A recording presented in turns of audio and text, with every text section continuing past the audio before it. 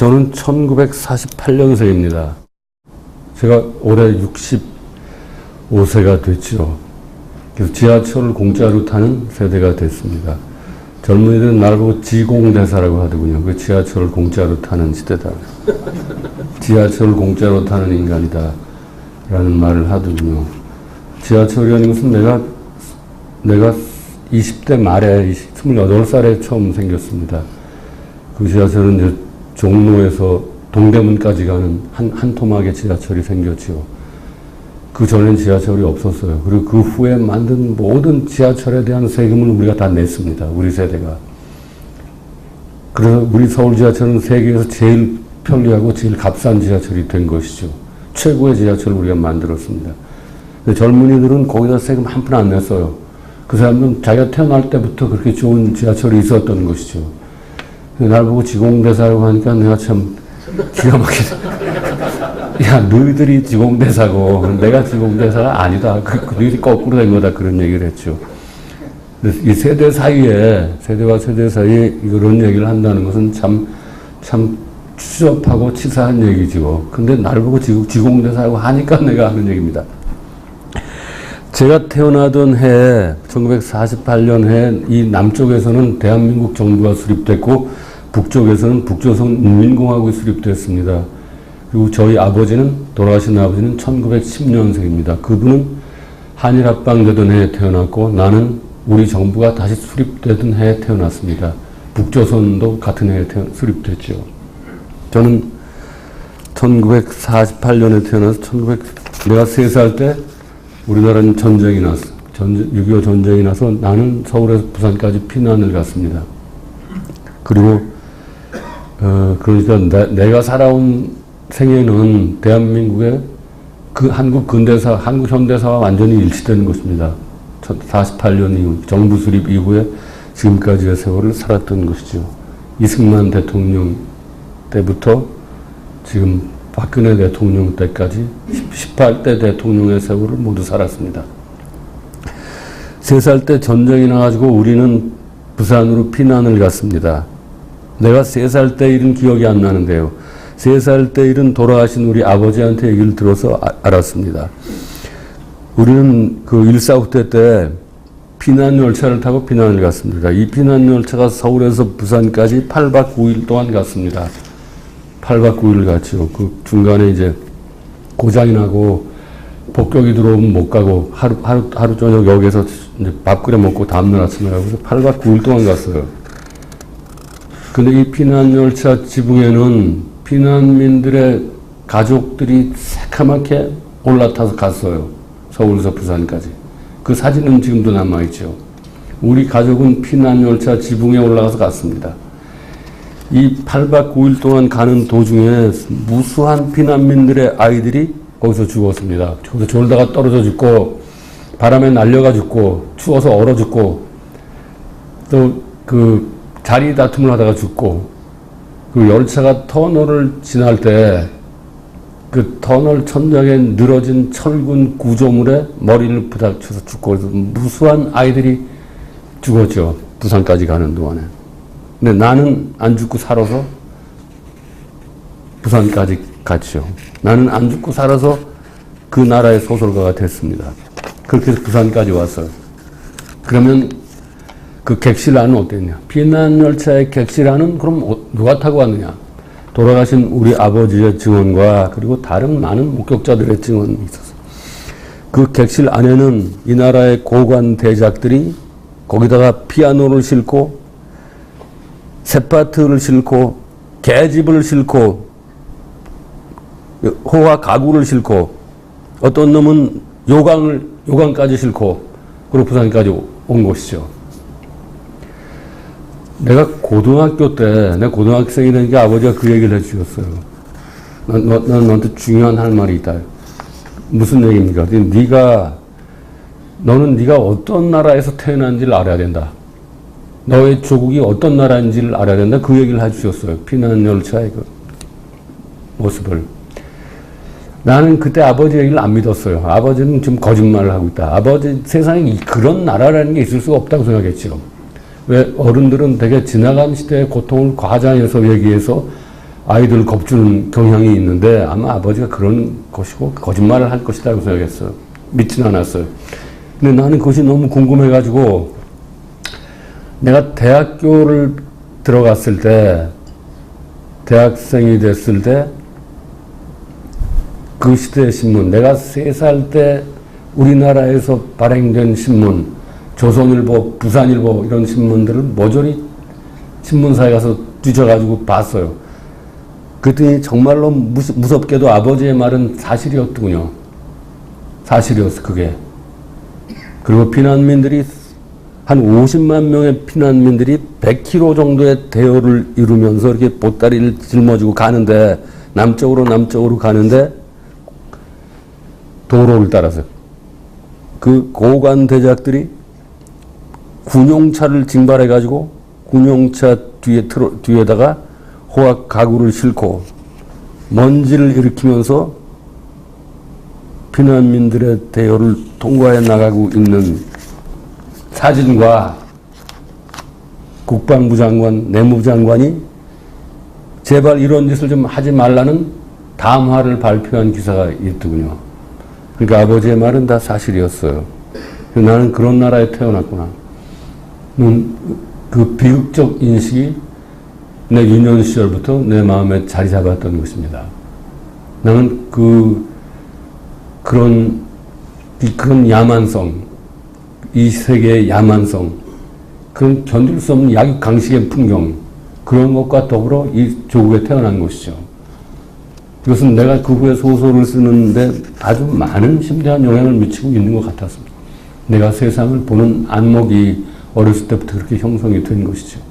그리고 나는 지금도 우리 현실을, 우리나라가 내 3살 때의 3살 때의 피난열차로부터 우리나라는 얼마나 진화한 것인지를 들여다보지 않을 수가 없죠. 그것은 참 등에서 진땀이 나는 질문입니다. 그로부터 우리는 얼마나 진화를 한 것인가 를 생각을 해보는 것이죠. 그리고 저는 부산 피난지에서 자랐습니다. 거기서 3살 때 피난가지고 거기서 자랐어요. 전쟁이 끝난 다음에도 초등학교 저학년까지를 거기서 자랐습니다. 내가 피난지에서 내가 하는 나의 가장 중요한 일은 미군들의 초콜릿돌을 얻어먹는 일이었습니다. 미군을 따라다니면서. 미군을 초콜릿돌을 얻어먹었더니 나는 깜짝 놀랐어요. 그걸 얻어먹은 다음에 야, 세상에 이렇게 맛있는 게 있구나. 이렇게 맛있는 게 이 세상에 있었구나. 그렇게 그걸 먹으니까 마치 그 신봉사가 눈이 뜨듯이 눈이 번쩍 떠지는 것 같았어요. 그리고 깜짝 놀랐죠. 참 문화적인 큰 충격을 받은 거예요. 이런 맛이 있는 세상에 있구나. 그리고 그때 미군들이 럭키 스트라이크라는 담배를 많이 피웠죠. 지금도 그 럭키 스트라이크라는 담배가 있습니다. 그 담배각을 막 길에다 버렸어요. 그리고 럭키 스트라이크 담배각을 보면 가운데 그 빨간색이 있잖아요. 지금도 있어요. 나는 빨간 원이 있죠. 그 원을 보면서 이렇게 아름답고 이렇게 찬란한 색깔이 이 세상에 있다는 걸 처음 알았죠. 그래서 너무나 놀라운 문화적 충격이었습니다. 그 초콜릿 맛과 그 럭키 스트라이크의 빨간색, 그리고 전쟁, 그렇게 아름답고 맛있는 세계, 그것과 또 이 야만적인 약육강식의 세계, 이런 것들이 어떻게 이 세상에 이게 공존하는가 하는 것에 대한 한없는 회의심이 있었죠. 그 어린 아이의 느낌이죠. 그것을 어떤 어른에게 물어볼 수도 없었죠. 그래서 우리는 부산에서 해운대 바닷가에서 놀았어요. 그때 해운대는, 지금 해운대를 가보면 참 놀랍죠. 어쨌든 그 인간이 건설할 수 있는 아주 가장 그 빠른 속도에 그렇게 고층 아파트군을 거기다 채워놨더군요. 50층, 60층짜리 아파트가 가득 차 있죠. 최현대 도시가 들어와 있습니다. 거길 가보면 나는 너무나 깜짝 놀라죠. 내가 어렸을 때 거기서 놀 때는 거기 다 피난민들이 부산으로 와가지고 그 피난민들 주택에 화장실이 없어가지고 사람들이 다 해운대로 몰려와서 거기다 똥을 넣었어요. 바닷가 쪽으로 엉덩이를 까고 바닷물에다 똥을 넣었어요. 사람들이 가득 모여서 똥을 넣었어요, 거기다. 그 똥이 막 떠 다녔죠, 해운대. 그게 해운대인데 지금 가보면은 내가 어디에 와 있나 싶어요. 도대체 내가 이 내 나라에 온 게 맞는지, 그때의 세월과 지금의 세월이 연결이 되고 있는 것인지, 그런 것에 대한 이제 혼란감에 빠지죠. 나는 그러고 66년에 대학을 갔습니다. 그때 대학은 아주 짓밟히고 억눌리고 가난하고 배고픈 때였어요. 1966년에. 그때 우리나라 국정지표는 기아퇴치였습니다. 기아퇴치. 전략농가 근절. 해마다 굶어 죽으니까. 해마다 보릿고기가 되면 굶어 죽어서 식량 증산. 이것이 우리 최고의 국정지표고, 기아퇴치 이런 구호들을 대형 현수막에 써가지고 전국 시청, 도청, 건물 외벽에 걸어놓던 시대입니다. 그리고 우리 국정지표는 또 국정구호. 구호는 증산수출 건설이에요. 증산수출 건설. 고등학교 때 그 운동회를 할 때도 증산팀, 수출팀 이렇게 건설팀을 나눠가지고 기마전도 했어요. 나는 그때 대학을 들어갔는데 내 청춘 시절의 꿈은 소설가가 되는 건 아니었습니다. 나는 그런 생각 꿈에도 한 적이 없었어요. 나는 그렇게 낭만적이고 그렇게 환상적인 목표를 가지고 있지 않았습니다. 내 청춘 시절의 꿈은 밥을 먹는 것이었어요. 오직 밥을 먹는 것이 나의 꿈이었습니다. 그것은 나뿐 아니라 내 많은 친구들의 꿈도 마찬가지였어요. 그렇게 뭐 낭만적이고 환상적인 삶의 목표를 가지고 있지는 않았습니다. 나는 그것이 옳다고, 아주 정당하다고 생각했어요. 왜냐하면 그 시대 전체가 밥을 못 먹고 이렇게 굶어서 있으면은 그 시대에 태어난 젊은이들은 그 밥 못 먹는 시대를 밥 먹는 시대로 바꿔야겠다는 그런 당연한 소망이 있는 것이죠. 그것은 무슨 비속하거나 천박하거나 그런 것은 아닙니다. 그것은 아주 정당하고 정의로운 목표죠. 아주 현실적인 것이죠. 그래서 나는 학교를 졸업하면은 그때는 이제 우리가 흑백 TV를 처음 만들 때예요. 냉장고는 못 만들었어요. 흑백 TV가 처음 만들어졌고, 그 전에는 이제 뭐 전기다림이나 토스트 기계나 선풍기 만들던 시절이죠. 그리고 초보적인 형태의 아파트를 짓기 시작했어요. 우리 국민의 소망은 저런 작은 아파트에서 냉장고가 흑백 TV를 놓고 사는 게 모든 국민의 아주 애달픈 소망이었어요. 그래서 나는 학교를 졸업하면은 이 텔레비전이나 냉장고를 만드는 회사에 가서 그 생산 담당 이사가 돼가지고 텔레비 냉장고를 좀 좋고 싸고 좋은 걸 만들어서 국민들한테 싸게 보급을 하고 그 대가로 나도 좀 잘 살아야겠다는 생각을 했어요. 그것은 다른 내 친구들도 다 그랬습니다. 그냥 건강한 소망이었죠. 근데 나는 그 소망을 이루지를 못했어요. 나는 대학교를 못 나왔습니다. 졸업을 못했기 때문에 그 길로 갈 수 있는 진입로가 차단이 되었어요, 애초에. 근데 다른 많은 친구들은 그쪽 길로 갔습니다. 그래서 크게 성공한 사람들도 있죠. 지금도 뭐 친하게 지냅니다. 그리고 나는 그 육군에 갔다가 이제 3년 만에 제대를 하고 나와서 다시는 학교로 들어가질 않았습니다. 저는 영문과를 배웠죠. 그때 영문과라는 것은 그 영시를 19세기 낭만주의시를 가리켰습니다. 낭만주의시라는 것은 워즈워드, 쉘리, 바이런, 키츠 이런 시들을 가리켰죠. 그것은 아주 아름답고 섬세한 문학입니다. 그야말로 낭만적인 것이죠.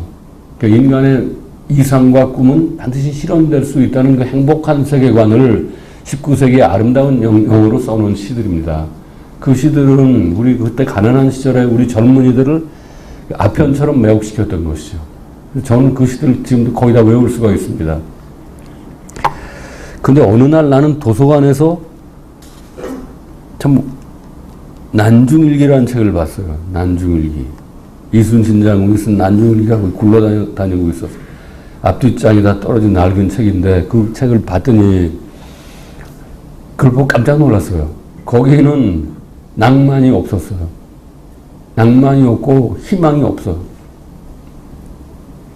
7년 동안 전쟁을 하는데 임금은 신우주로 도망을 가버리고 내 적은 나보다 한 10배쯤 강한 놈들이 달려들고 10배쯤 강한 적이 달려드니까 내 부하들은 전 싸움이 나면 뒤에서 달아나고 이런 판이에요. 그리고 임금은 호시탐탐 나를 죽이려고 하고. 그런데 그런 절망적인 상황에서 그분은 그 어떤 헛된 희망이나 헛된 꿈을 말하지 않고 그 절망적인 상황을 그냥 절망으로서 받아들이면서 그대로 통과해버리는 한 인간이 거기 보였어요. 그 이순신이라는 사내였죠.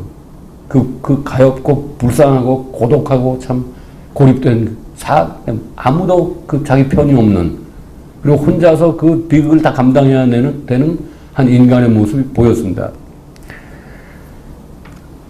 그래서 나는 난중일기를 읽던 그 학기에 이제 육군을 갔어요. 그리고 다시는 학교로 돌아올 수가 없었죠. 그 전방에 와서 보초를 쓰면서 내가 언젠가는 이 난중일기 이순신이라는 이 고독한 사내의 문제에 대해서 뭔가를 쓰거나 뭔가를 뭔가를 쓰거나 하게 되겠다는 막연한 꿈을 가졌죠. 근데 젊은이들의 꿈은 되게 그렇게 막연한 것입니다. 막연하지만 그게 아주 간절한 것이죠. 그리고 저는 동해안에서 해안 보초를 했는데, 그때는 거기가 이렇게, 물론 그게 고달픈 그 일이지만, 아침마다 그 바다에서 해가 뜨고, 봄에 산에 꽃이 피고, 그 겨울에 눈이 오고 그런 자연의 풍경이 너무나 좋았어요. 그 전방 지역의 자연의 풍경이. 저는 서울 사람이지만, 서울 토박이지만, 그 자연에 대한 친화력이 없었는데, 그때 전방에서 군대 생활을 하면서 자연에 대한 아주 섬세한 느낌을 가질 수가 있게 됐죠. 그래서 그 후에 제가 글을 쓰는데 많은 도움이 됐습니다. 그래서 그 난중일기를 어느 날 내가 소설을 쓸 수 있겠구나 하는 막연한 생각을 했죠. 그로부터 한 40년이 지난 어느 날, 40년쯤 지난, 내가 50이 넘어가지고 나는 연필을 들고 카레의 노래라는 소설을 써나가기 시작했죠. 40년 동안 내 속에 그 일이 한 번도 떠나지 않고 나를 이렇게 잠겨 있었던 것이죠. 그래서 난 그 카레의 노래라는 소설을 2달 만에 다 썼어요. 그러니까 내 속에서 잘 이렇게 숙성이 되어 있었던 것이죠. 그걸 2달 만에 쓴다는 건 어려운 일입니다. 내가 그때 이가 안 좋았는데, 그 2달 만에 그걸 쓰면서 이가 한 7개가 빠져버렸어요. 저는 한 이틀을 일하면 하루를 쉬어야 됩니다. 몸이 망가지기 때문에. 그러니까 2달 만에 썼다 그래도 내가 일한 날짜는 한 40일 정도죠. 40일 동안 이가 빠져가지고, 이가 아무런 이가 본래 좀 허약했는데, 아무런 통증이 없이, 바람이 새듯이 이렇게 이가 혀 위에 떨어져 있어요. 글을 쓰고 있으면. 그럼 그걸 껌을 뱉듯이 쓰레기통에다 뱉어버리고 또 쓰기 시작했어요. 그리고 그 다음날 또 떨어지고. 그런 악전고투를 한 2달 동안 한 다음에 그걸 다 썼죠. 그걸 썼더니 그게 이제 상을 받았어, 상을. 동인문학상이라는 상을 받으러 갔더니 상금 5천만 원을 주더군요. 5천만 원을 줘가지고 내 임플란트를 해야 되잖아. 임플란트 한 개가 그때 300만 원이래요. 의료보험도 안 된다는 거예요. 그거는 지금은 싸졌죠. 지금 한 170만 원쯤이라는데 그걸로 이제 임플란트를 다 했어요. 지금 다 넣었습니다, 이를. 그러니까 상금의 반 정도가 이제 임플란트 값으로 들어가고 나머지는 다 술 먹었어, 다. 몽땅. 그래서 한 푼도 안 남게 다 없애니까 기분이 좋더군요. 제가 카레 노래에다가 쓰려던 것들도, 그리고 그 후에 또 병자호란에 관한 남한산성이라는 소설도 썼죠. 그리고 흑산, 이런 것들의 바탕을 이루는 것은 말하자면 제가 어렸을 때 봤던 그런 악과 폭력과 인간의 야만성의 풍경입니다. 그러니까 저는 이 세상의 바탕을 이루는 구조가 있을 거 아니겠어요? 이 베이직 펀더멘탈이, 그것이 거기에 악과 폭력이 있다고 생각하는 사람이죠. 그 위에 이렇게 시스템이 올랐습니다는 생각을 하는 사람입니다. 그것은 저의 개인적인 불행이기도 하지만 저의 삶의 체험에서 나온 것이기 때문에 이것을 쉽사리 수정할 수는 없습니다. 물론 그 인간의 이성이나 뭐 자유나 평등을 향한 인간의 열망 같은 것도 그 바탕에 있겠지만은 그보다 더 깊은 데는 이 세상에 악과 폭력이 있다고 생각하는 것입니다. 저는 소설을 쓰는 사람이기 때문에 아마 그 인간의 아름다움과 인간의 존엄함, 그것을 증명해야 될 책임이 나한테 있을 거예요. 그러나 나는 인간의 아름다움과 인간의 존엄함이라는 것이 그것만 따로 별도로 존재할 수는 없다고 생각합니다.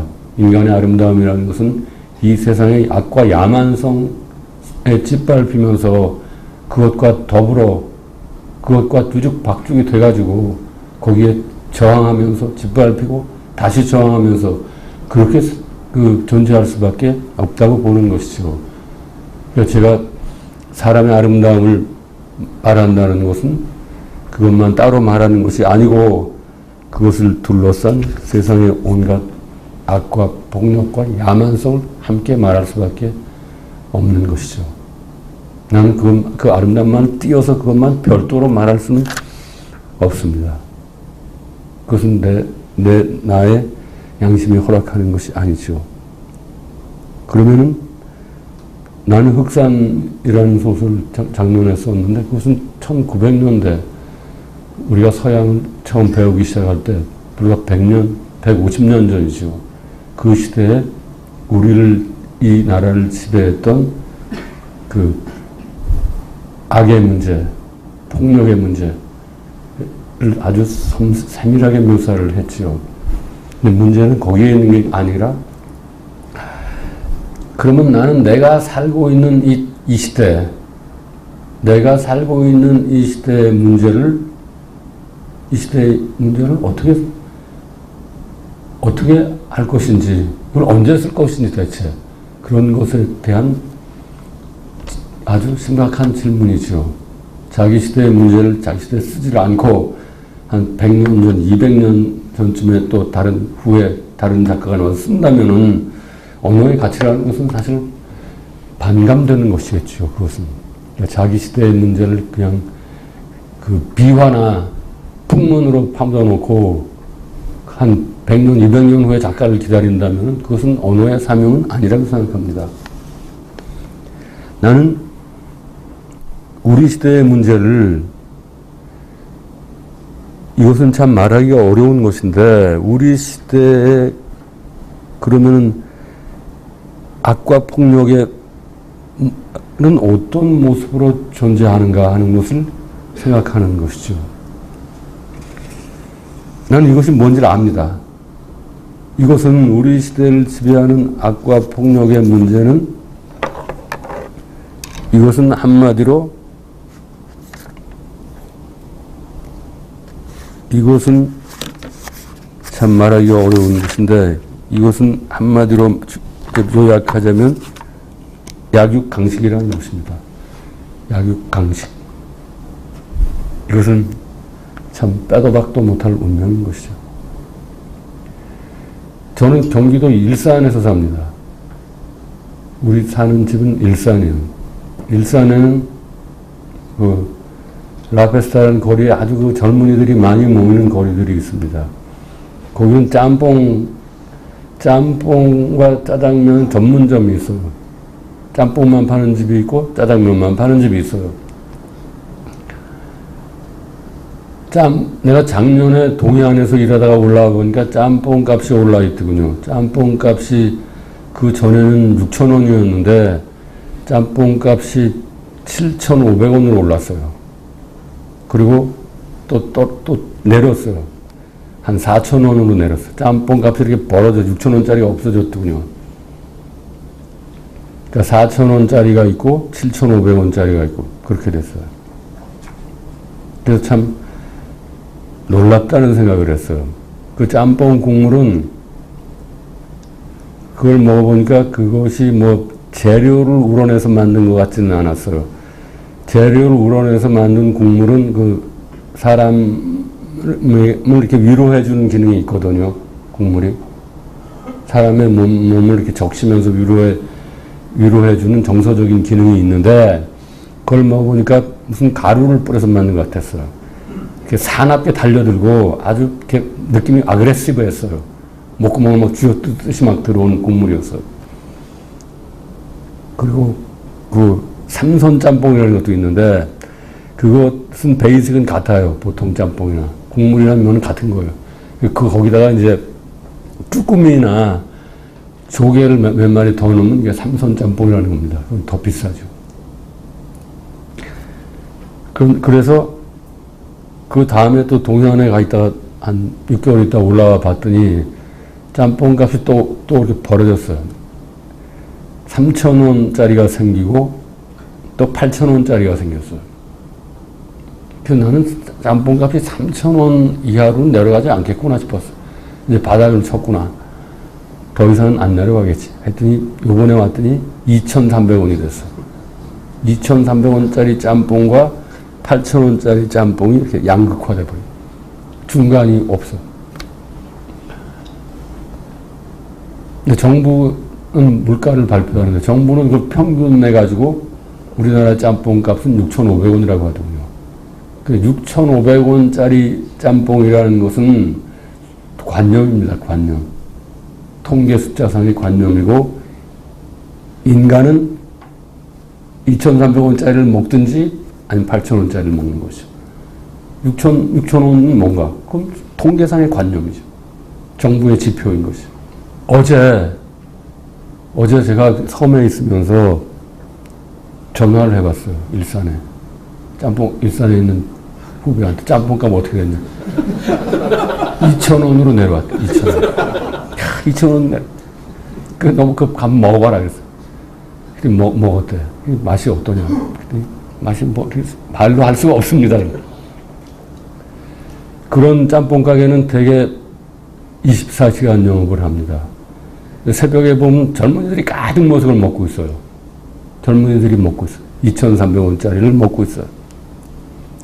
밤새 알바이트하고 나온 그 편의점에서 알바이트 나온 젊은이들이나 밤새 대기하고 나온 소방관 하위직들, 뭐 이렇게 전경, 임무 교대하는 전투경찰들, 그리고 뭐 어디서 나왔는지 정체를 알 수 없는 또 젊은이들, 여관방에서 나와가지고 젊은이들 바카스를 사 먹고 와서 또 그걸 짬뽕을 먹고.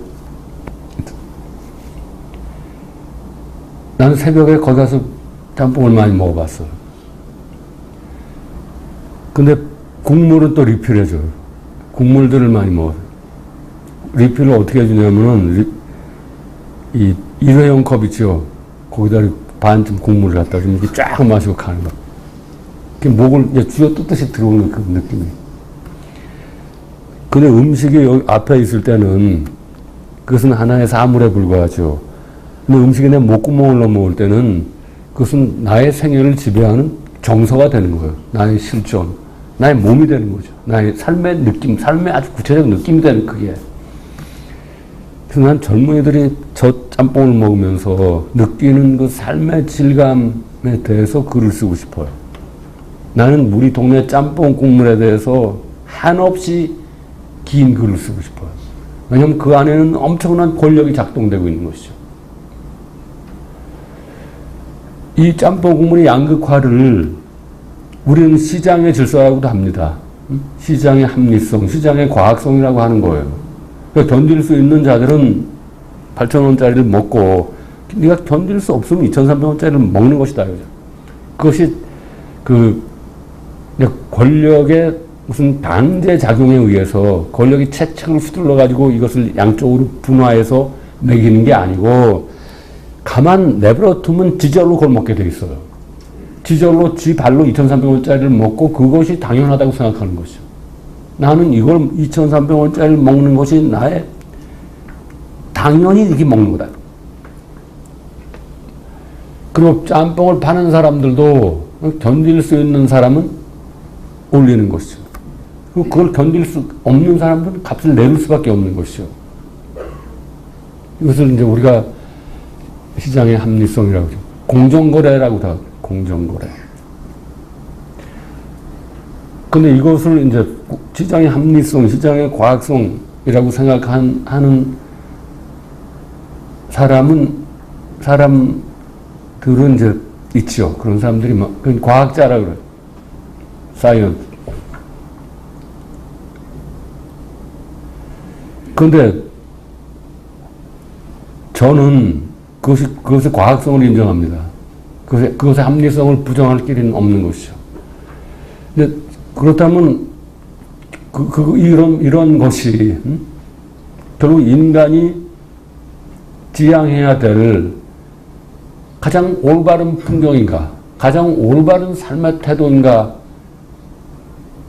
이것이 가령 인간의 모습이 여기서 완성이 되는 건가 하는 부분에 대해서 많은 회의를 갖고 있는 것이죠. 나는 아마 그 풍경을 저것이 인간에게 완성된 풍경인가라는 의문을 제기하는 자들이 나는 그런 의문의 태도를 인문주의라고 생각하는 사람입니다. 자기를 그 풍경과 현실을 되돌아볼 수 있는 사람들. 그럼 지금 짬뽕 국물 안에서 작동되고 있는 권력은 그것은 무서운 것이죠. 그것이 무서운 까닭은 그것은 강제력을 휘두르지 않기 때문에 강제력을 휘두르는 권력은 사실 유치하고도 무력한 권력일 것입니다. 강제력을 휘두르지 않고 가만히 내버려 둬도 지절로 자기의 길을 찾아가게끔 하는 것이 정말로 세련되고 무서운 겁나는 권력인 것이죠.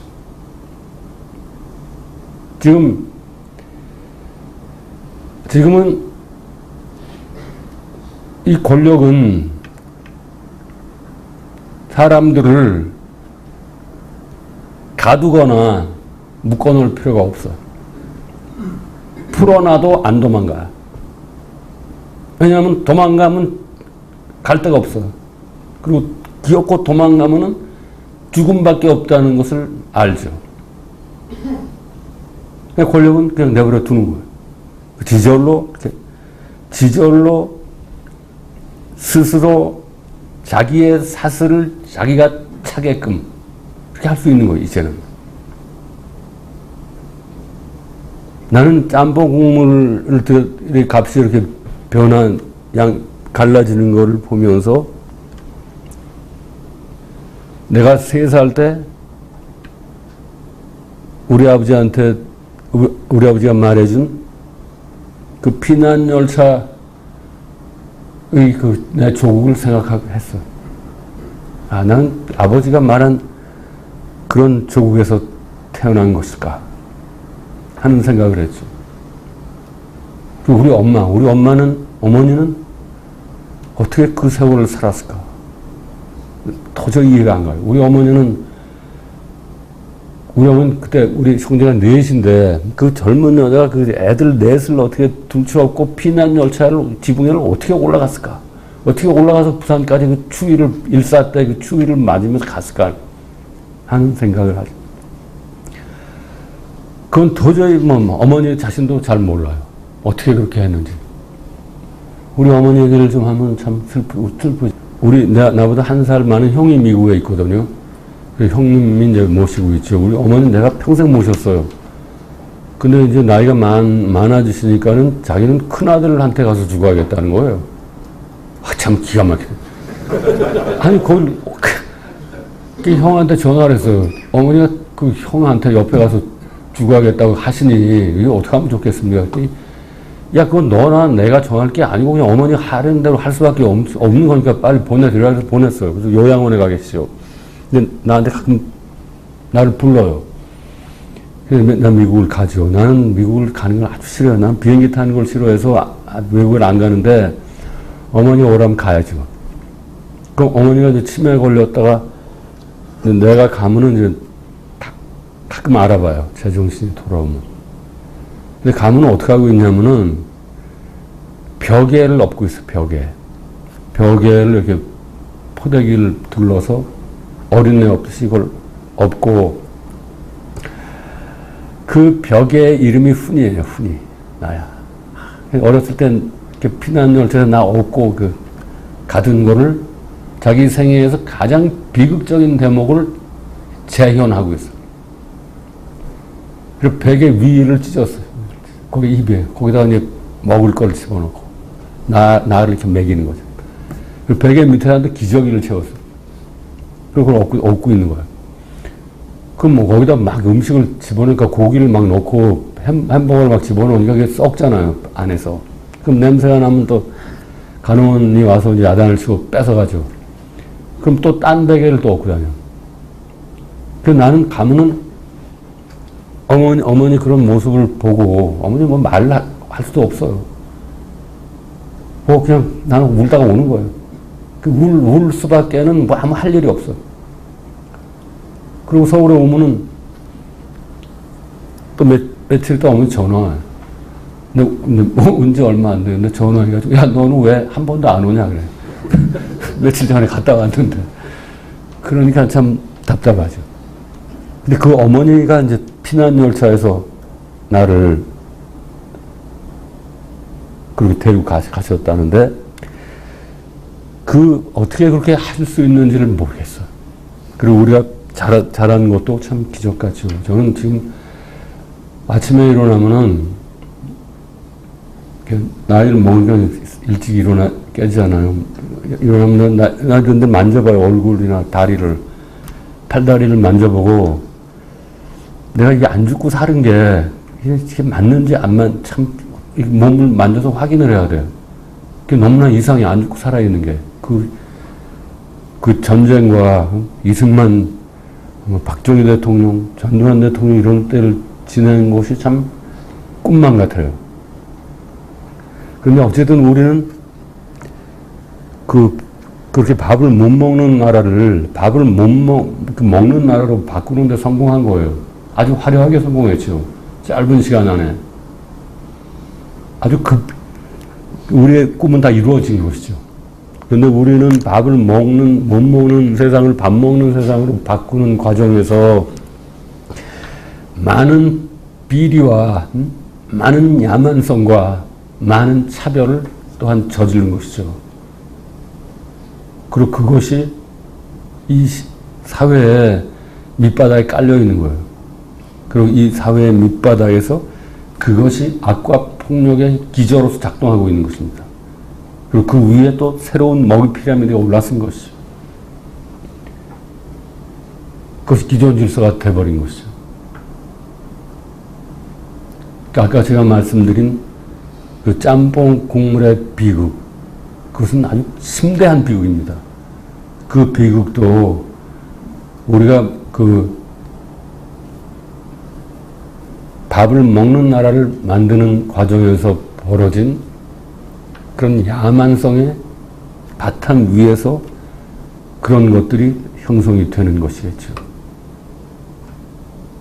나는 얼마 전에 신문을 보고 대리점에서 갑과 을의 문제가 발생한 것을 보고 너무나 놀랐어요. 이것이 결국 그런 것이죠. 먹이 사슬을 이제 그런 베이직 위에서 먹이 사슬이 성립된 것을 증명하는 것이죠. 그러니까 무슨 원청업체와 하청업, 재하청, 또 제도급 이렇게 내려가는 먹이 피라미드,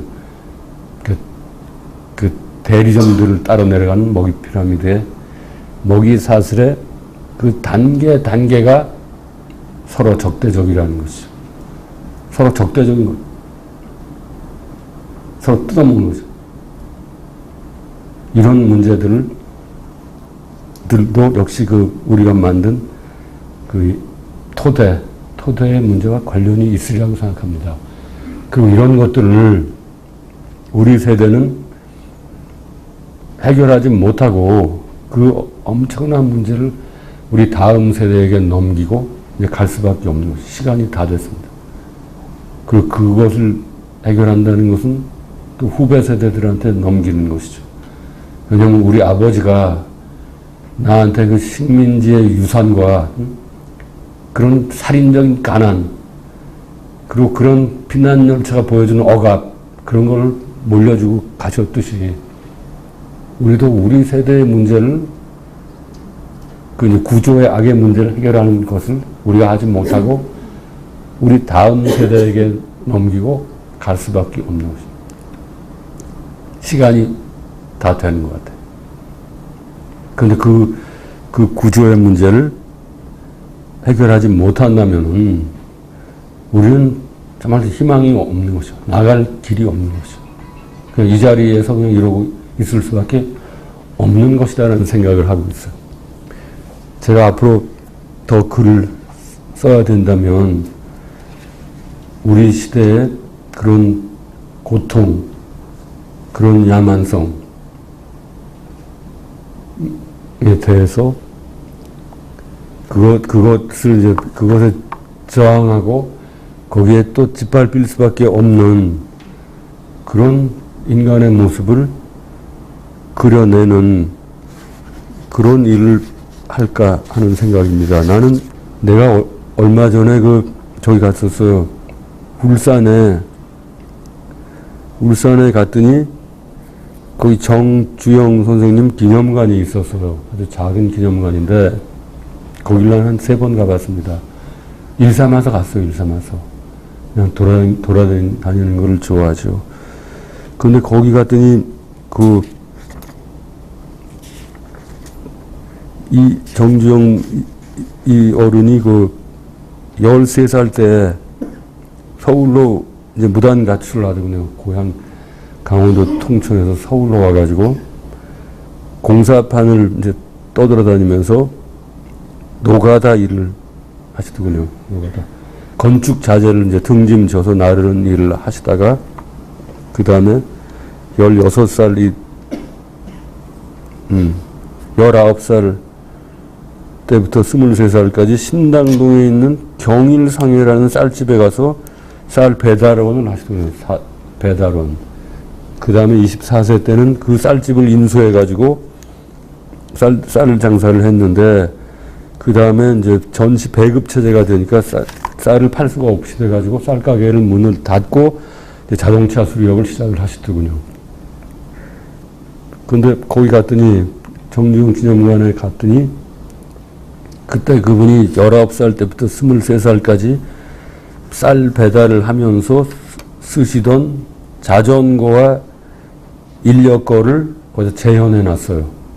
그리고 그 자전거 인력거에다 쌀을 가득 싣고 그 쌀을 인력거를 끌고 가는 그 젊은 정주영의 모습을 이렇게 밀랍 인형 같은 걸로 재현해 놨더군요.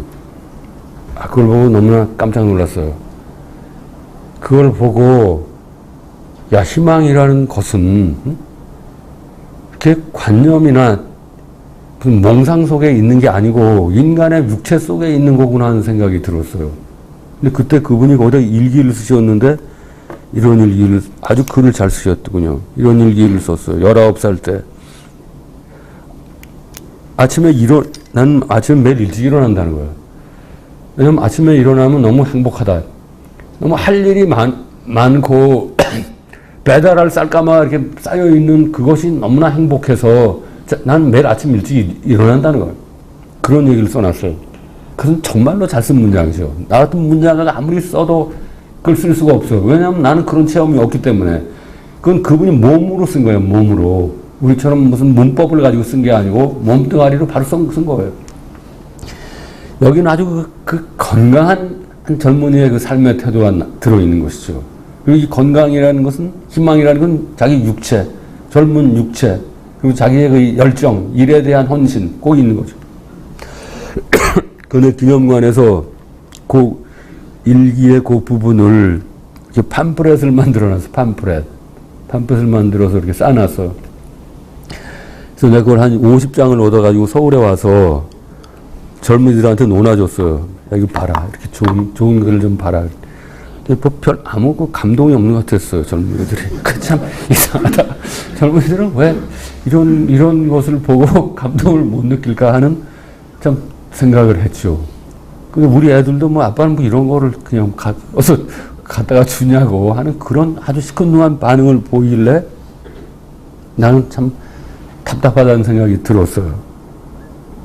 그것이 이제 우리가 밥을 못 먹는 나라를 밥 먹는 나라로 만들어가는 과정에서 벌어졌던 아주 그 희망적인 사안들이죠. 그럼 물론 그 반대로 우리가 또 그 과정에서 많은 악과 야만성을 저지르는 사실도 있는 것입니다. 나는 고려대학교를 다녔는데 이 정주영 선생님은 전에 그 동아일보에 쓴 그 회고록이 있었어요. 93년 무렵에 동아일보에 회고록을 쓰셨는데 젊어서 이렇게 노가다 일을 할 때 고려대학교 본관 건물을 질 때 거기서 이렇게 척제를 날랐대요. 등에다 지고.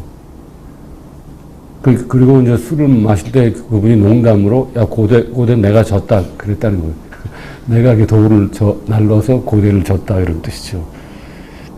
나는 고대를 그 글을 보면서 내가 고대를 다닌 게 좀 수치스럽다는 생각이 들었어요.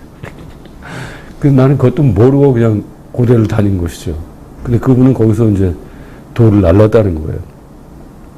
그런 희망적인 것과 내가 말씀드린 그 피난열차의 그런 야만성, 그런 것들이 다 한 역사에는 겹쳐 있는 것입니다. 그리고 뭐 어떤 역사라도 자랑과 영광만으로는 이루어질 수는 없는 것입니다. 치욕과 야만성이 또한 그 속에 있게 마련인 것이죠. 그러니까 그 두 개의 국면을 같이 들여다볼 수 있는 게 그것이 인문주의자고 나는 그것이 지성의 힘이라고 생각합니다. 여러분, 저 얘기를 마치겠습니다.